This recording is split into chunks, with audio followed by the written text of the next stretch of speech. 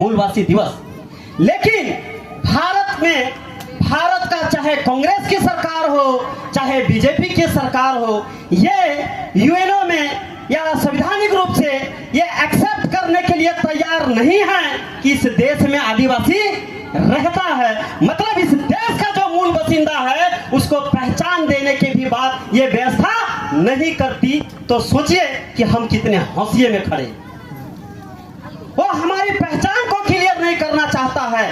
अंग्रेजों ने तो हमें ट्राइबल नाम से एक कोड दिया था, जहां सभी ट्राइबल्स अपने जनगणना में अपनी संख्या को दर्ज करते थे। आजाद भारत में आज हम सरना धर्म कोड की मांग करते हैं कि नहीं? तो सोचिए कि आपको ना धर्म कोड देना चाहता है, ना आपकी भाषा संस्कृति को संरक्षण किया जाता है, ना आपकी पहचान को क्लियर किया जा रहा है। और आज भी भारत सरकार आदिवासी दिवस मनाता है क्या? ये हम यहाँ के रहने वाले आदिवासियों के लिए कितना मतलब घोर अपमान का विषय है कि जो वास्तव में इस देश का लोग है उसको पहचान भी दिया नहीं जा रहा है। इसीलिए हम लोगों को आवाज अब बुलंद करनी चाहिए कि सरकार तक भी ये बात जाए कि इस देश में आदिवासी है और जिंदा है। तो ये बहुत बड़ी दुर्भाग्य है कि आज की व्यवस्था में आदिवासी आज भी बहुत हौसिये में है। इस देश में आदिवासियों के साथ कागजों में बहुत खेला होते आया है, चाहे जनगणना के आंकड़े हो, चाहे जमीन के आंकड़े हो, चाहे तमाम तरह से। इस देश में आज भी 300 से ज्यादा ऐसे समुदाय हैं जो इसी माटी के हैं, यहीं के भूखड़ हैं, कहीं से आए हुए नहीं, यहीं विकसित हुए लोग, यहीं पे लोग हैं। लेकिन आज भी उसकी पहचान नहीं की जाती है, क्योंकि जानबूझ के ये आदिवासियों को पॉलिटिकल पावर, इनकी जल जंगल जमीन, इनके हक अधिकार सरकारें लूटना चाहती है। इसीलिए आप ज्यादा ना बढ़े, आपकी संख्या मजबूत नहीं हो, आप शिक्षित ना हो, आप हक अधिकार ना मांगे, इसके लेके तरह तरह के खेला होते हैं। लेकिन वो ऐसे ही मोटे मोटे तौर पे समझ में नहीं आता है। लेकिन आप अगर गौर से देखेंगे तो इस बात को समझ सकते हैं। और अभी की जो सरकार है ये आदिवासी को तो एक और बात कहता है। क्या कहता है? कि ये आदिवासी नहीं है, ये वनवासी है। ये हमारे लिए अपमान की बात है या नहीं? हम वनवासी हैं? अरे हम ही वो लोग हैं जो आग को हमने पैदा किया, हमने लोगों को चलना सिखाया, हमने सभ्यता संस्कृति विकसित की, हमने भाषा परंपरा बनाया।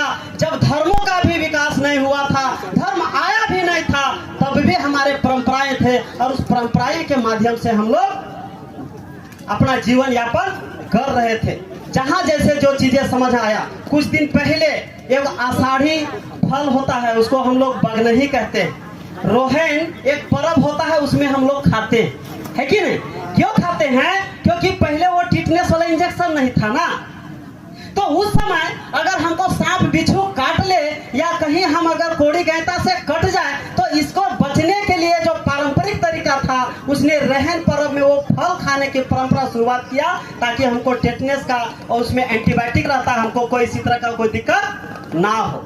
अभी रोपा हो गया, रोपा होने के कुछ दिन बाद आप देखिएगा कि मनसा पूजा होता है। सुने हैं क्या? सभी क्षेत्रों में नहीं होता है लेकिन होता है, और हर आदिवासियों में इस तरह की परंपरा है। तो जब हम खेती बाड़ी करते हैं, चूहा का पानी पीते हैं, जैसे तैसे खाते पीते हैं, हमारा लीवर डाइजेस्ट सिस्टम गड़बड़ हो जाता है। तो मनसा पूजा में हमारे पुरखे बतख काटते हैं और उसको खाते हैं। पता है काहे? क्योंकि बतख के मांस में लोग कहते हैं कि अगर उसको खाते हैं तो पत्थर भी गल जाता है। सही बात है कि नहीं हो? सही बात है कि पत्थर भी गल जाता है। उसमें मतलब एंटीबायोटिक के साथ साथ लीवर को ठीक करने का, पाचन को ठीक करने का शक्ति है। कि अगर हम बरसात के समय में बहुत सारे जीवाणु हैं, मतलब ऐसे अगर हम आदिवासी परंपरा को देखेंगे तो बड़े ही कठिन परिस्थितियों में तमाम जो परंपराएं पुरखे ने विकसित किए, वो हमको उस युग में या उस परिस्थिति में निपटने के लिए, जीने के लिए उन्होंने सहारा ही नहीं दिया। हमको वो हर तरीके से सक्षम बनाया और वहीं से निकलकर आज मॉडर्न साइंस बना, आयुर्वेदिक मॉडर्न बना और तमाम चीजें जो बना। तो हमारे पुरखे बहुत चीजों को अनुसंधान कर करके रखे और इसको सहेजने की जरूरत है। क्योंकि आज भी जब दुनिया में संकट आता है ना, लोग बोलते हैं कि शहरों में बड़े ही संपन्न लोग हैं, बहुत संसाधन संपन्न है। लेकिन अगर बहुत संसाधन संपन्न है, बहुत सुविधा है, तो जब कोरोना काल आया था तो लोग जब मर रहे थे तो किधर भाग रहे थे? शहर में तो सब सुविधा है, बड़े बड़े हॉस्पिटल्स हैं, सबको जान बच जानी चाहिए, लेकिन लोग कहाँ भाग रहे थे? जंगल की ओर, गांव की ओर भाग रहे थे कि नहीं भाग रहे थे? कितना भी कठिन परिस्थिति आ जाए, कितना भी बड़ी प्राकृतिक आपदा आ जाए, आपके पुरखे ने ऐसी जीवन शैली, ऐसी परंपरा, ऐसा चीजें विकसित कर रखा है कि आप कम से कम चीजों में भी अपनी जरूरत को पूरा करते हुए भी आप कठिन परिस्थितियों में अपने जीवन को बढ़ा सकते हैं, है कि नहीं? तो जो बहुत संसाधन संपन्न लोग हैं, जो हमें लूटना चाहते हैं, हम ये बात नहीं कहना चाहेंगे, लेकिन बिल्कुल कहेंगे, क्योंकि आज तमाम बड़ी बड़ी जो परियोजनाएं हैं वो किन क्षेत्रों में, क्या दुश्मनी है? दुनिया का देश अपने देश को, संसाधन को बचाने के लिए कानून बना रहा है कि हम अपने संपत्ति को बचाएंगे, तो जब दुनिया में खत्म हो जाएगा तब हम उसको बेचेंगे, ये सोचता है। लेकिन हमारा देश में वैसे क्षेत्रों को टारगेट किया जा रहा है जहां सबसे ज्यादा संसाधन है। आप अगर नक्शे को उठा के देख लीजिए, सबसे ज्यादा कोयला, सबसे ज्यादा अवरक, सबसे ज्यादा प्राकृतिक संपदा जहां है वहां ही परियोजनाएं तय हैं और वहां ही आदिवासी समाज है कि नहीं? और जब बड़ी बड़ी परियोजनाओं के नाम पर जब आप उजड़ेंगे तो कभी भी, आज अगर यहाँ से उजड़े विजन वाले एरिया से, बेती वाले एरिया से लोग न्यू विजन में एक बस्ती बना, क्या वहाँ पहले की तरह जो अभी सरना स्थल था जहाँ पुरखे पूजा करते थे वो अब स्थापित हो पाएगा क्या? हो पाएगा क्या? बिल्कुल नहीं। जो आप चीजें को, भाषा, संस्कृति, विरासत, पहचान, पूजा पद्धति, तमाम चीजें को जो खत्म करेंगे उसकी भरपाई कभी नहीं हो सकती है। और आप यहाँ के जो मूल आदिवासी थे, यहाँ के जो मूल वासिकता थे, उसके बाद वो सारी चीजें जब खत्म हो जाएगी तब आप ये बात नहीं कह पाएंगे, बिल्कुल ये बात नहीं कह पाएंगे, क्योंकि भारत के संविधान ने लोकुल कमेटी के तहत 5 क्राइटेरिया आपको दिया है कि शेड्यूल ट्राइब वही होगा जिसकी अपनी भाषा पहचान होगी, जिसमें आदिम लक्षण होंगे, जो शैक्षणिक रूप से पिछड़े, आर्थिक रूप से पिछड़े तो अन्य चीजें हैं। इनके अलावे भी जो एक नस्लीय का जो गुण है, एक नस्ल का भाषा, एक नस्ल का परंपरा, एक नस्ल का नाच गान, एक नस्ल का जो चीजें हैं, ये सारे चीजें इस विकास परियोजनाओं से खत्म होंगे और धीरे धीरे आप अपने आदिवासियों से खत्म होके आप धीरे धीरे खत्म होते जाएंगे। अगर इसको आंकड़े में देखना है तो 1931 की जनगणना को आंकड़ा देखिए और उसके बाद के आवाज आंकड़े को देखते चले जाइए, तो कैसे कागजों में आपकी संख्या खत्म होती गई है, ये बात आपको समझ में आना चाहिए। मैं ये बात इसलिए कह रहा हूं कि आज आदिवासी दिवस है और आज के दिन में इन बातों को समझने की जरूरत है कि जो देश का मालिक है उस देश के मालिक को हौसिये में धकेला जा रहा है। और कुछ हजारों साल पहले कुछ ऐसे ग्रुप्स पीपल जो हैं, जो पश्चिम की तौर से आए, पछुआ हवा बुझो, पछुआ हवा, पछमाहा नहीं, पछमावा हवा जने चला है, उस दिशा से कुछ लोग आए और आज वो लोग सत्ता में बैठे हैं। वो आपकी भाषा, आपकी परंपरा, आपकी पहचान आपको समझना ही नहीं चाहते। आप कैसे दुनिया के लिए उपयोगी हैं, आप दुनिया के चाहे बड़े बड़े समस्याओं के कैसे आप समाधान दे सकते हैं, समता मूलक समाज दे सकते हैं, न्याय सम्मत समाज दे सकते हैं, बंधुत्व सम्मत समाज दे सकते हैं। इस देश को वाकई में सबका ईमानदार साथी चाहता है, लेकिन ईमानदार कोई बनना नहीं चाहता है। और अगर आदिवासी समाज इन नैतिक मूल्यों के साथ जीता है तो उसे भी खत्म करना चाहता है। ये बात मैं इसलिए कहता हूँ, आज आदिवासियों के जल जंगल जमीन के साथ साथ उनके जो संवैधानिक अधिकार हैं, तमाम चीजों में हमला हो रहा है। आज आरक्षण में बड़े जोर शोर से हमले हो रहे हैं, आपके आरक्षण को खिलाफत किया जाता है, कहता है ये देश की प्रगति में बाधक है। लेकिन ये बात मैं एक कहानी से कहना चाहूंगा कि बिलियों की सभा हो रही थी, आरक्षण क्यों आया, सामाजिक न्याय, ये बात मैं कहना चाहूंगा कि बिलियों की एक सभा हो रही थी और बिल्ली के बीच में अगर कोई चूहा ना गए या फिर ये भेड़िया, बुझो भेड़िया, हुंडार हो, तो हुंडार का सभा था और हुंडार के बीच में अगर भेड़ ना जाए, बकरी ना जाए, और क्या ऐसा कानून लोग बनाएगा कि हम बकरी को नहीं खाएंगे? ऐसा कानून बनाएगा कि हम भेड़ को नहीं खाएंगे? ऐसा बनाएगा क्या? बिल्कुल नहीं बनाएगा। कोई भी होनहार ये चाहेगा ही नहीं कि हम ऐसा कानून बनाए कि हम उसको ना खाए। और ये कानून बनाएगा भाई तो तब तक बनाएगा जब तक कि अंतिम ना बचा। तो इसीलिए जब संसद में जो बड़े स्तर का बैठक है, अगर वहां सभी लोग नहीं जाएंगे तो फिर वो कानून ही नहीं बनेगा जिससे आदिवासियों का या कमजोर लोगों का संरक्षण का लेके कोई कानून बन सके। इसीलिए सामाजिक न्याय के दायरे में कुछ लोगों को संख्या के अनुपात में दिया गया, जिससे आज लोगों को दर्द है। इस देश में आज 8-8.5% एसटी है, आदिवासी है ना। उस समय 15% के आसपास एससी थे, आज लगभग हो सकता है 20% है। लेकिन आज अगर हम देख लें इस देश में 10,000 से ज्यादा आईएएस है और आईपीएस है, 10,000 से ज्यादा। उसमें देखेंगे तो 4% आदिवासी है, मात्र 4%, 100 में 4 है ना, शायद हम गलती है बोले, 100 में 4 आपका ओबीसी का है, 2% एससी है और 1.5% एसटी है, मतलब 8 से 9%। मतलब जितने आईएएस आईपीएस हैं जो देश के चलाते हैं 10,000 से ज्यादा संख्या में, उसका 10% भी अब ओबीसी में 4% बोले, मतलब तीनों को मिला दें एसटी एससी ओबीसी, ये 8 से 9% होते हैं। मतलब 10% भी नहीं है। और ये लोग बदनाम किसको करते हैं कि आरक्षण वाले जो है देश को विकास में बाधक है, ये बात कहते हैं। ये बात कहीं से न्याय सम्मत है?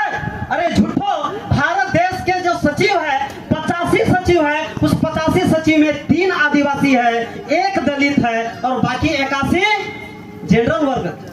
और देश का विकास में बाधक एसटी समुदाय है।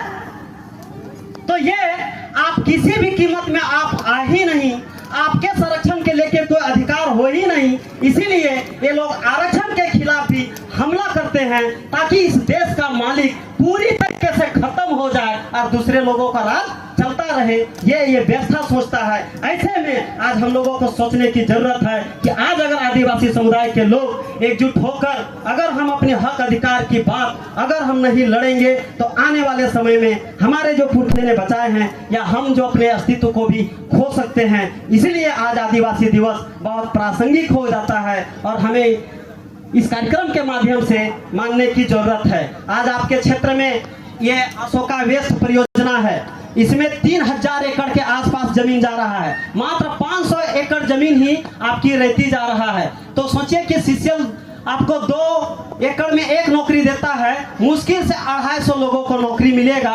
बाकी जो काम आउटसोर्सिंग में है, ये जो महालक्ष्मी जो है ये आउटसोर्सिंग में है, कोयला यही निकालेगा, ट्रांसपोर्टिंग यही करेगा, है ना, ये वो भी यही हटाएगा, समतल भी यही करेगा और वहां पर कोई रोजगार की गारंटी नहीं है।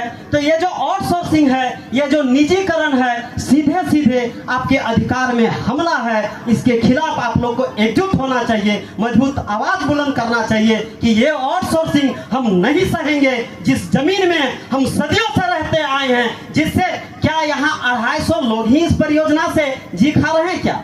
आज जितने गांव उजड़ रहे हैं, 7-8 गांव के लोग हैं, ये जितने परिवार रैयत लोग हैं, क्या 250 परिवार ही यहाँ आजीविका कर रहे हैं? ऐसा है क्या? लेकिन इस परियोजना में 500 एकड़ रहती जाएगा, उसमें 250 लोगों को ही नौकरी मिलेगी। मतलब आप समझे कि विकास के नाम पर आपको तो रोजगार सबको मिलेगा नहीं और आउटसोर्सिंग में तो कोई कानून ही नहीं है। अगर आप दबाव बना पाए तो कुछ प्रभावशाली लोग को रखेगा, बाकी लोग हौसिये में चले जाएंगे। इसीलिए इस विकास को सोचने की जरूरत है, समीक्षा करने की जरूरत है, क्योंकि संविधान सम्मत ये विकास नहीं हो रहा है, क्योंकि इन संसाधनों का मालिक संविधान ने किसी भी तरीके से सरकार को नहीं दिया।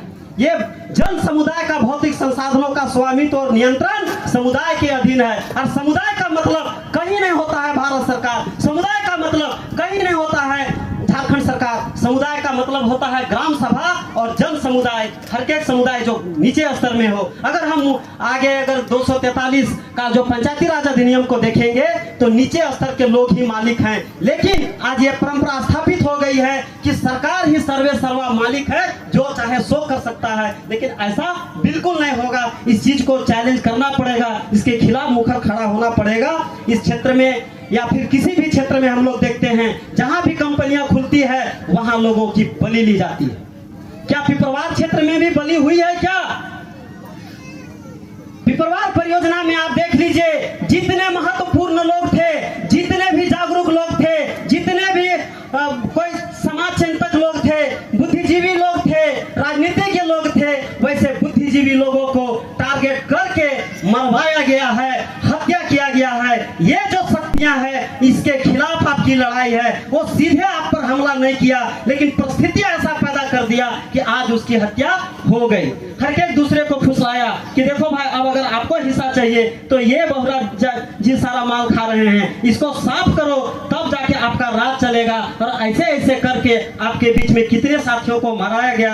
आप प्रेम सागर मुंडा जी का नाम सुने होंगे। वो कौन शक्तियां है जो कृष्णा महतो को शहीद किया? वो कौन है जो सुरेश गंझू को मारा, जिसने लखन महतो को मारा, राजेंद्र राम को मारा, श्याम ठाकुर से लेकर शिवदयाल साहु जैसे कितने क्षेत्र के बुद्धिजीवी लोग हैं जिनको इन कंपनियों ने मरवाने का काम किया है। ये कंपनियां किसी का भला नहीं है, प्रभावशाली लोगों को मार के ये आपके संसाधन लूटने आया है। इसीलिए हम सभी लोग को मिलकर इस अशोका वेस्ट परियोजना के लिए जो प्रयास चल रहा है कंपनी का, उसके खिलाफ खड़ा होने की जरूरत है और एक मजबूत रणनीति बनाकर लड़ने की जरूरत है। क्योंकि जो संसाधन पुरखे ने दिए हैं आपको, ये नौकरी का पैसा, आपका कोयला का पैसा, ये ठेकेदारी का पैसा, ये कुछ ही दिन के लिए है, उसके बाद अस्थायी नहीं है। लेकिन जमीन आप भले रहे ना रहे, ये जमीन रहेगा, और जब जमीन रहेगा तो सबका पेट भरता रहेगा। इसलिए जमीन को बचाना जरूरी है। ये